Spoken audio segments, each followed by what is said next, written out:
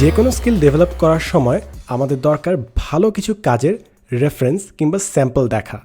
এক্ষেত্রে আমি দুটো ওয়েবসাইট সাজেস্ট করব, একটা হচ্ছে slideshare.com এবং graphicriver.com, যেখান থেকে আপনি বিভিন্ন ভালো ভালো স্লাইড মেকিংয়ের আইডিয়া রেফারেন্স পাবেন। তো প্রথমেই দেখি slideshare.com।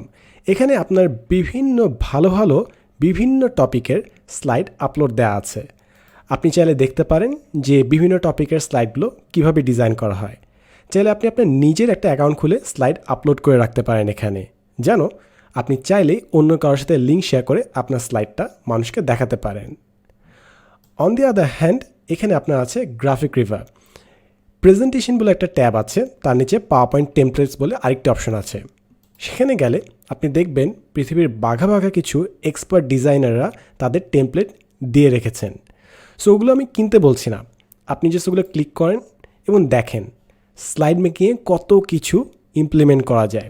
আপনি এখান থেকে বেশ কিছু আইডিয়া অফকোর্স পিক করতে পারবেন।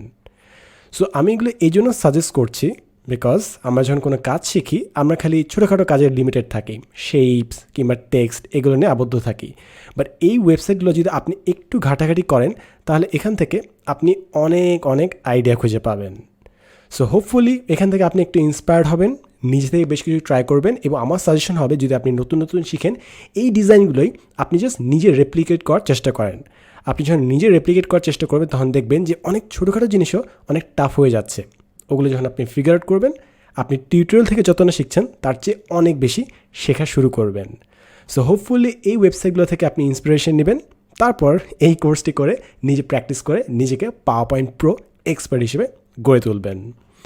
এই ভিডিওতে এতক্ষণ আপনার সাথে ছিলাম আমি সাদমান সাদিক। দেখা হবে নেক্সট এপিসোডে, and as always thanks for watching.